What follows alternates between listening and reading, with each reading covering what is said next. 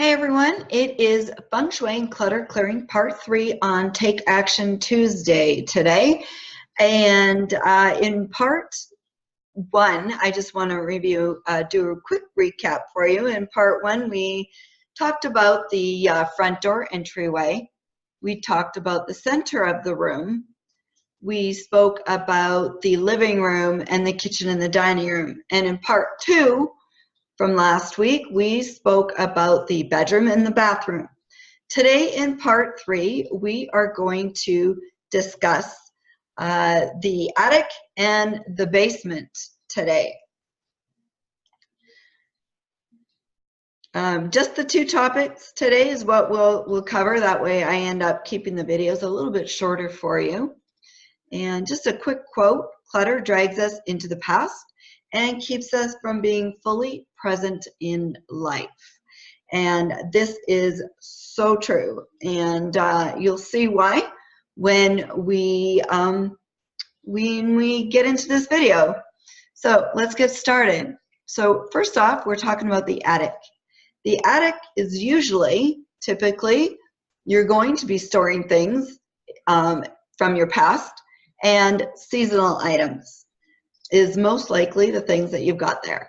Hopefully your attic does not look like attic number 1, but maybe more like attic number 2, or some kind of a combination in between the two. Hopefully more towards the one on the right. And maybe this will spur you on to do some more clutter clearing in your attic. So when it comes to Feng Shui and clutter up high, it usually is representative of the feeling of something looming overhead. You always have that feeling that there's just something that is looming above you, a feeling of carrying this weight hanging over you or on your shoulders. And perhaps when you think about it, now that you've got the awareness and you think about your attic, does the house kind of feel a little top heavy because of all the clutter and the boxes and everything that you've been storing in the attic? So these are just a few things to think about. And again, maybe it'll start spurring you on to do a little bit of clutter clearing up there. So when you're up there, tune in and feel the energy of the room. What corner of the attic could you start clutter clearing first?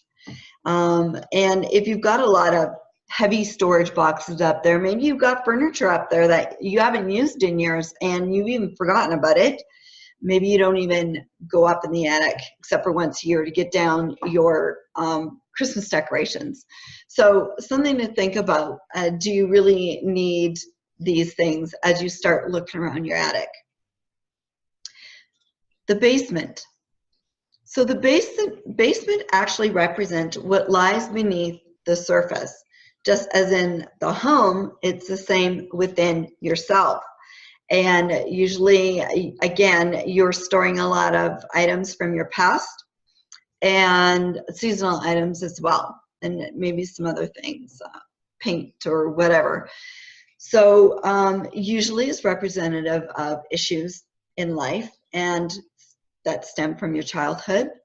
And this could be things that you've been kind of carrying throughout your life and just never have really been able to shed it. The basement, as you know, is the foundation of the home. It's also representative of your own foundation, whether you are on really stable footing and stable ground, or if it's maybe been a bit rocky. And again, that could be due to a lot of issues maybe that you've had stemming from your childhood or your past that just seems to follow you. If this is the case, then you might want to actually start clearing out the basement and see what you've got in those boxes that could be keeping you stuck and stagnant and not really feeling like you can move forward in life. As you're clutter clearing and you clear out your basement, make it bright and inviting. It should be an extension of your home in some way, shape, or form. And as you see from the picture on the right versus the picture on the left, how much more inviting the picture on the right is. They have a concrete wall. Well, they painted it a golden yellow, representative of sunshine. So it's a very uplifting energy. And they got a bright blue carpet down on the floor, and they've got a yellow couch and some colorful pillows. So what can you do in your basement to make it more inviting, and a place that you want to spend time in?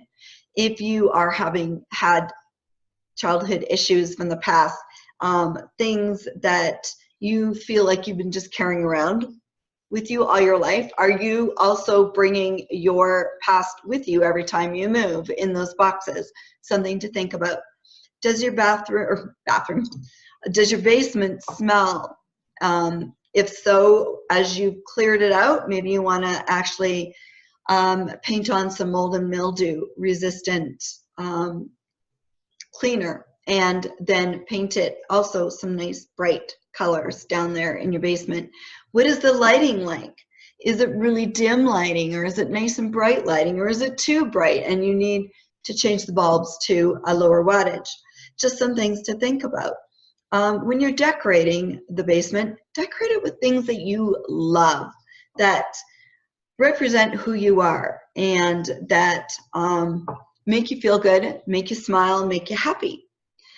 These are all things that you can do to enhance your lower level of your home, so that when you go down there, you actually feel like spending some time down there. It makes you feel good. If you are having issues that stem from your childhood, the basement is somewhere where you want to nurture. You want to nurture the basement. You want to feel the love from your basement, and go through your boxes and see what is in there. Either stuff that you know right away, you can let it go, no big deal. Otherwise, if it's things that are bringing up your past for you, then you're going to want to journal about it. And remember, journaling can be a super powerful exercise for you to write down your thoughts, your feelings, your aha moments, because from that, more of awareness will come up for you, and write them down. And you'll soon feel that you've been able to release these things from your life and start moving forward. Clean out your basement. So to help clear issues from your childhood or your past, start with the basement. It's a good place to begin doing some clutter clearing, tackling one box at a time.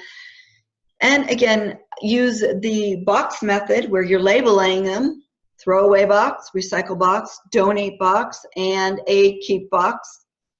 Yeah, you can have things that you actually love, but maybe you don't want to keep them out. They're reminiscent of your wonderful memories from your past that you love to look at, bring out.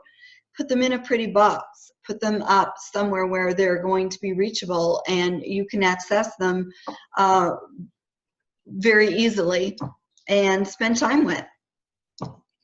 And other things that you're not sure about, put them in a unsure box and tape it up.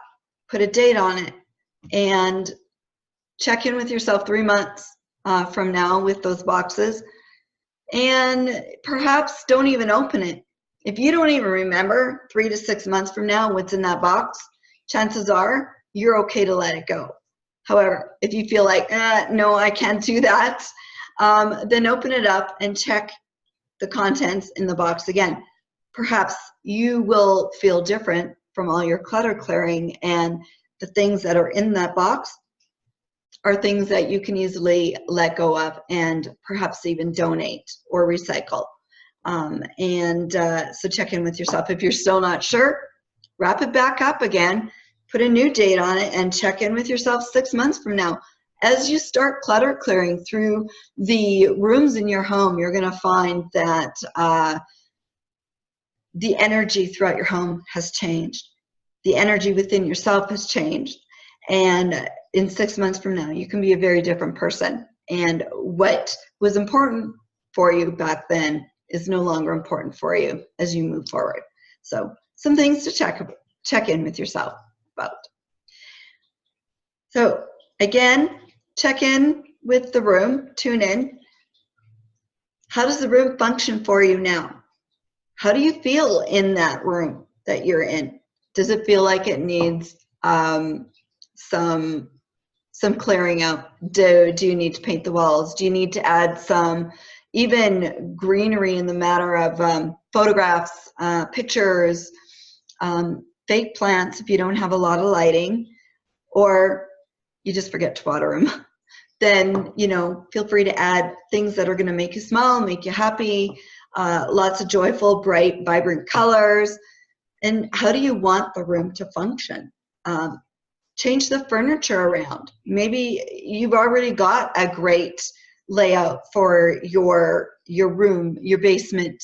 However, something still isn't quite feeling right.